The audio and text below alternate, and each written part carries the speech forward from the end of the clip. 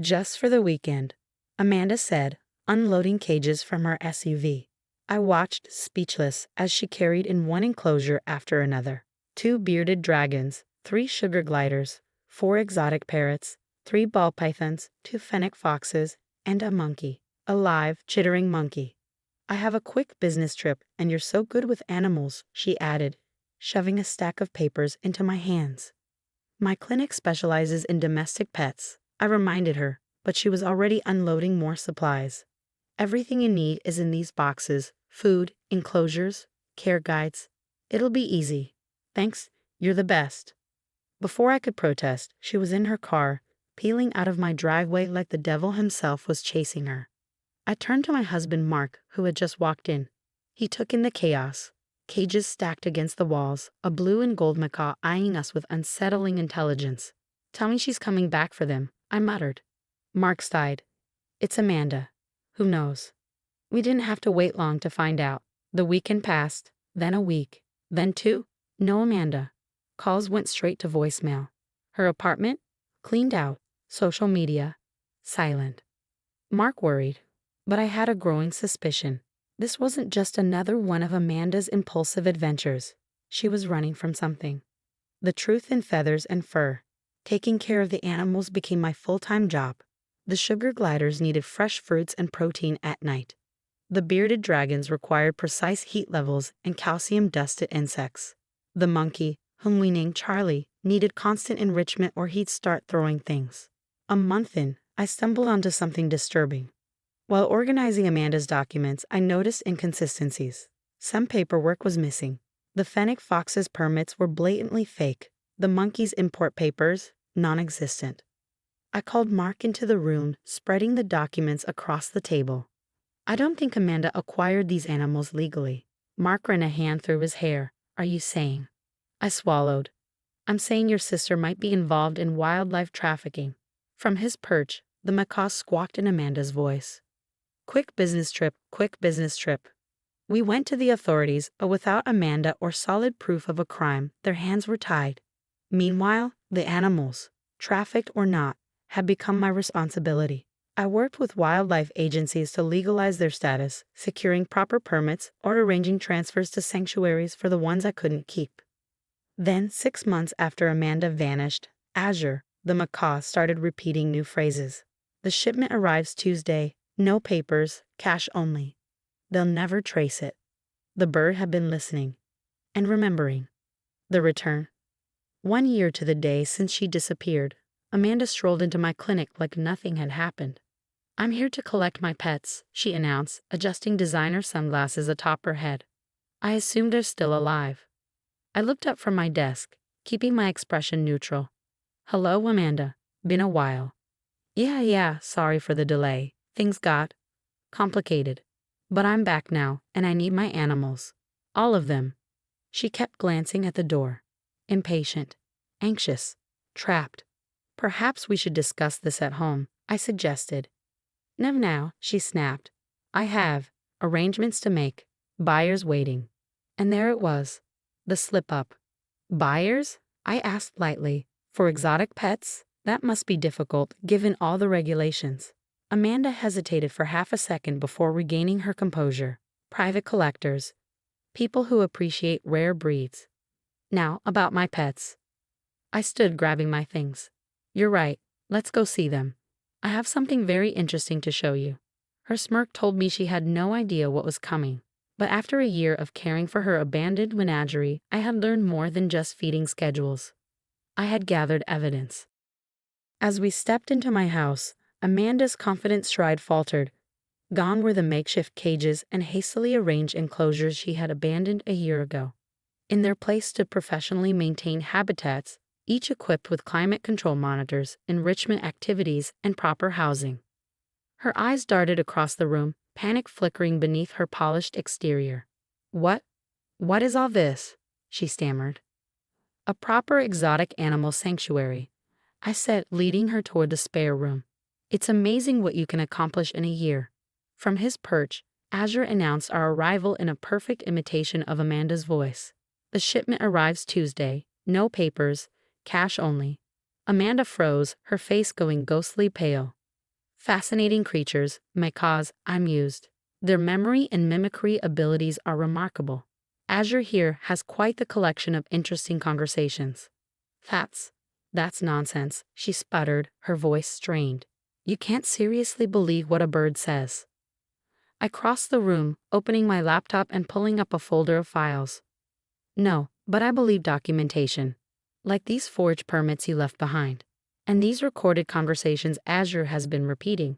And the GPS data from the trackers several of these animals arrived with.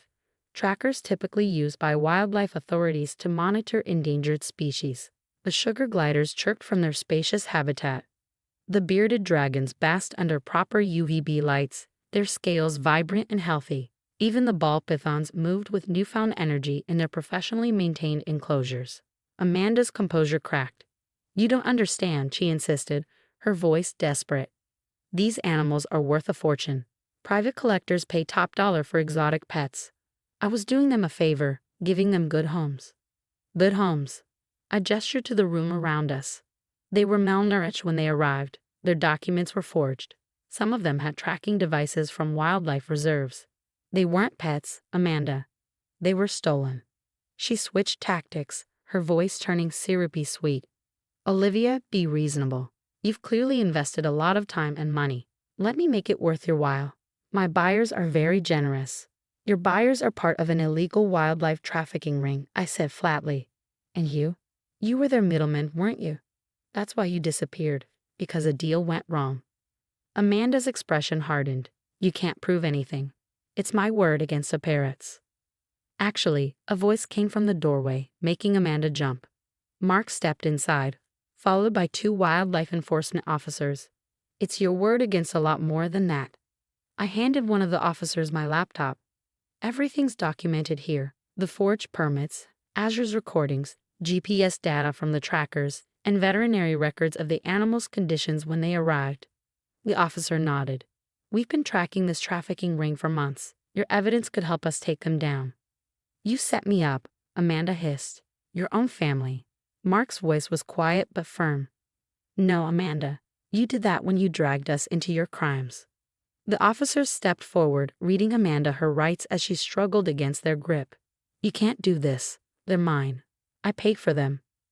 One of the officers shook his head. Several of these animals have been identified as stolen from wildlife reserves and sanctuaries. They were never legally yours. As they led Amanda toward the patrol car, she twisted to glare at me. You'll regret this, both of you. Mark put his arm around me as we watched her disappear into the back seat. You okay? I exhaled, looking around at the animals we had spent the last year protecting. The fennec foxes peeked from their enclosure, ears twitching. The sugar gliders chirped softly in their expansive habitat. Even Azure seemed to watch with a knowing glint in his eye. You know what? I said. I am. As the officers cataloged evidence, they praised the level of care we had provided. Your work here is impressive, one told me. With the proper certifications, you could legitimately run a sanctuary. Mark found me later, watching the fennec foxes play with their enrichment toys. What you did, taking care of them, standing up to Amanda, gathering evidence, it was incredible. I leaned into him, feeling the weight of the past year settle into something lighter. I couldn't just let it go. Once I realized what was really happening. Azure picked that moment to chime in with another of Amanda's old conversations. Premium prices for exotic pets. I smiled, offering him a treat. Exactly. They deserved better. But as I watched the animals settle in for the night, a thought nagged at the back of my mind. Amanda wouldn't go down without a fight, and her connections ran deep. The fallout from Amanda's arrest was immediate. Within days, unfamiliar cars began lingering near our property, their tinted windows concealing whoever was inside. Anonymous threats appeared in our mailbox, each more sinister than the last. Mind your own business. Drop the charges. Accidents happen. The message was clear. Amanda's arrest had rattled her associates, and now they were watching us. I wasn't about to take chances. We upgraded our security system. Motion sensors, reinforced doors, floodlights triggered by the slightest movement. The animal's room became a fortress, with a keypad entry and surveillance covering every angle. Some might call it paranoia, but I'd seen firsthand what these people were capable of. 3 weeks later, I arrived at my clinic to find the door lock broken. Nothing was stolen. Nothing was touched. But the violation was deliberate. A message, a warning. They knew where to find me. That night, as I checked on the animals, a strange stillness filled the room. Azure, normally a non-stop chatterbox, went abruptly silent, his sharp eyes locked on the window. "Mark," I called softly, heart hammering. "Did you see that?" My husband moved carefully, staying out of sight. A shadow flitted across our backyard, someone lurking in the darkness. We called the police, but by the time they arrived, the intruder was gone. No footprints, no evidence, just the lingering sense that we were being hunted. The next morning, a call came from the wildlife enforcement officers. They had uncovered the true scale of Amanda's operation. 3 continents, dozens of smugglers, corrupt officials, illegal holding facilities uncovered through the GPS trackers we'd salvaged. Your sister-in-law was just the tip of the iceberg, Officer Martinez explained grimly. These people won't take kindly to their operation being exposed. We're offering you protection. But protection came with a cost. We had to testify, not just about Amanda, but about everything we had discovered while rehabilitating her abandoned animals. That night, as I prepared the evening feeds, Mark leaned against the counter, watching me. "We don't have a choice," he said. "These animals deserve justice, and so do the others still out there." Azure fluffed his feathers and mimicked Amanda's voice, her words chilling in a quiet room. "They'll never trace it." Oh, but we had. The trial preparations consumed our lives. Every forged document, every recorded conversation, every GPS ping was meticulously compiled. Our home transformed into a war room, legal teams, wildlife experts, and law enforcement cycling through at all hours. Then came the next threat. A note slipped under the clinic door. "Drop the charges or the animals disappear." I handed it straight to Officer Martinez, who added it to the growing case file. Our unexpected guardians, however, were the fennec foxes. Their hypersensitive hearing caught the faintest disturbances, ears swiveling toward unseen movements long before we noticed. The sugar gliders, normally playful, froze whenever someone unfamiliar approached, a natural security system we learned to trust. Then, 2 months into the case, Amanda made bail. Her first move? She sued me, claiming ownership of the animals, accusing me of theft. Her lawyer, a slick, sharp-eyed man in an expensive suit, served me in the middle of my clinic, his smirk infuriating. "Your rehabilitation permits don't override her ownership rights," he said smoothly. "These are exotic pets, not stray cats." But Amanda had underestimated me again. I didn't just rehabilitate these animals. I documented everything. Every vet visit, every sign of malnourishment, every transaction tied to illegal acquisitions. The sanctuaries I worked with provided statements about the animals' conditions upon arrival. Starved, traumatized, some near death. The lawsuit backfired spectacularly. Instead of regaining the animals, Amanda had just handed the prosecution even more evidence. Proof of her neglect, her illegal dealings, and her desperate attempt to erase her crimes. Her lawyer withdrew quietly. She had nowhere left to run. As the trial date neared, our home became a battleground. Witnesses prepped their statements. Law enforcement finalized their findings. The animals, remarkably, remained calm, as if sensing the justice they were about to receive. The day before court, I sat in their sanctuary, watching them settle in for the night. Azure preened his feathers, the fennec foxes curled up in their den, the sugar gliders stirring as dusk fell. Even the ball pythons seemed more alert, their tongues flicking at the air as if sensing change. "We're ready," Mark said, stepping beside me. "The evidence is airtight. The authorities have tracked down most of the ring." I stroked Azure's feathers. Over the past year, he had become more than just evidence. He was family. They all were. They tried to treat them like merchandise, I murmured. But there's so much more than that. The trial lasted 3 grueling weeks. Amanda sat stone-faced as the evidence unfolded. Azure's recordings played, her own voice damning her with every word.